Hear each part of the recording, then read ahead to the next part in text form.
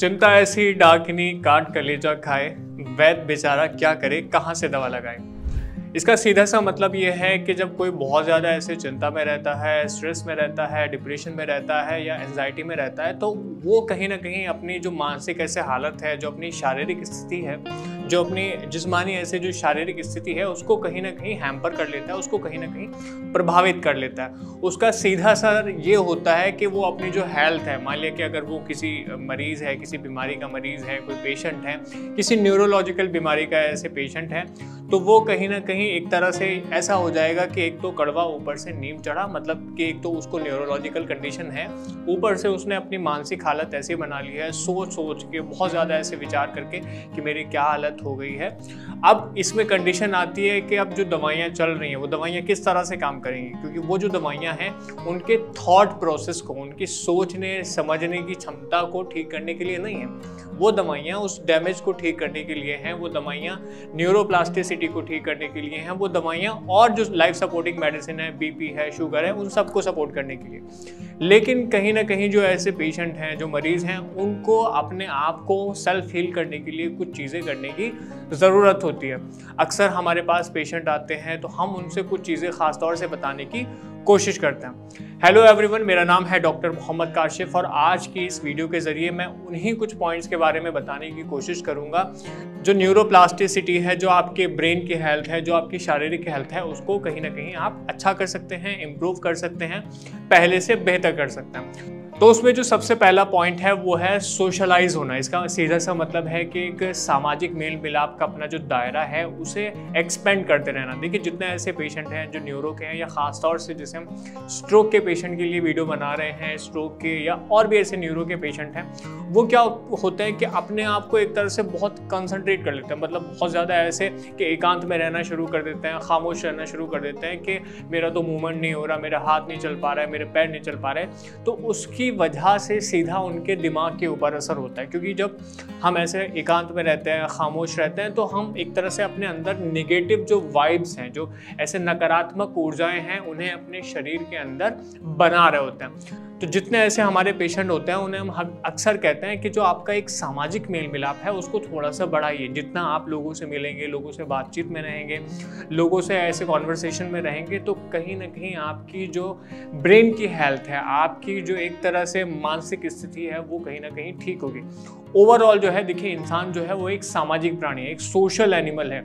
आप बिल्कुल एकांत में रह के अपने आप को ठीक नहीं कर सकते। आपके लिए ज़रूरी है कि आप थोड़ा लोगों के साथ में घुले मिलें, बातचीत करें, उनके साथ में इंटरेक्शन करें, एक्टिविटीज़ करें, तब कहीं जाके आपके दिल को, आपकी बॉडी को ऐसे सुकून मिलता है और आपका जो एक रिकवरी का फेज़ है वो भी कहीं ना कहीं अच्छा रहता है। क्योंकि जब आप खुश होते हैं, लोगों के साथ ऐसे उठते बैठते हैं, तो उसकी वजह से आपकी बॉडी में कुछ हैप्पी हार्मोन्स, कुछ केमिकल रिलीज होते हैं जो आपकी हीलिंग है, जो आपकी न्यूरोप्लास्टिसिटी है, जो आपकी ब्रेन की हेल्थ है, उसमें बहुत ज़्यादा मदद करते हैं। तो जितने ऐसे हमारे पेशेंट हैं वो कोशिश करेंगे सोशलाइज होने की।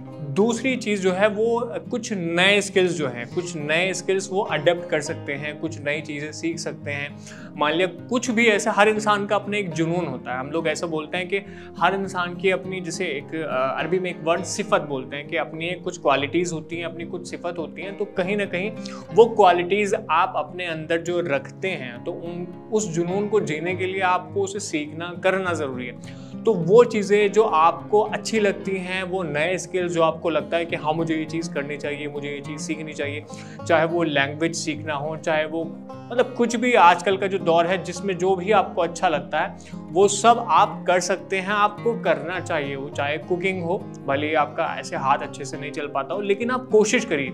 जितना आप एंगेज रहेंगे, जितना आप नई ऐसी चीज़ें सीखने में अपने ब्रेन को लगाएंगे, कहीं ना कहीं आपकी जो ब्रेन की एक्टिविटी है वो अच्छी होगी, कहीं ना कहीं आपकी जो ब्रेन की हेल्थ है वो बूस्ट होगी और साथ में जो रिकवरी है उस पर बहुत अच्छा ऐसे असर पड़ेगा।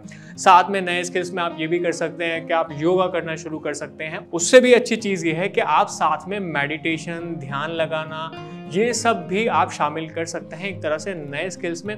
जितना आप ये चीज़ें करेंगे, कहीं ना कहीं आपके शरीर के ऊपर बहुत अच्छा ऐसे सकारात्मक असर होगा। अब तीसरा जो पॉइंट है, तीसरा पॉइंट नहीं है, बल्कि वो एक, मतलब कि आप समझिए कि बहुत ऐसे ब्रॉड टर्म है, तो मैं किसी एक छोटी सी टर्म के अंदर उसको नहीं रख सकता।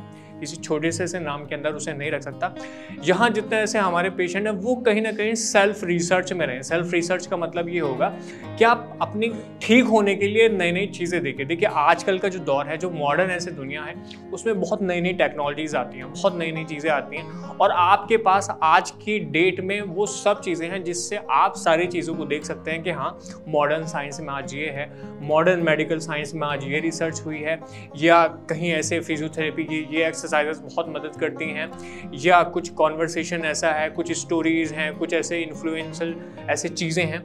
तो वो सब चीज़ें आप कहीं ना कहीं रिसर्च करिए। जितना आप रिसर्च करेंगे उससे आपका ये होगा कि आप नई चीज़ें न सिर्फ सीखेंगे बल्कि आप अपने ऊपर इम्प्लीमेंट करके दूसरों को भी वो चीज़ें बता पाएंगे कि हाँ, मैंने वो चीज़ें की थी, मैंने वो एक्टिविटी की थी, मैंने वो चीज़ सीखी थी, तो मुझे उसका एक बहुत अच्छा असर दिखाई दिया।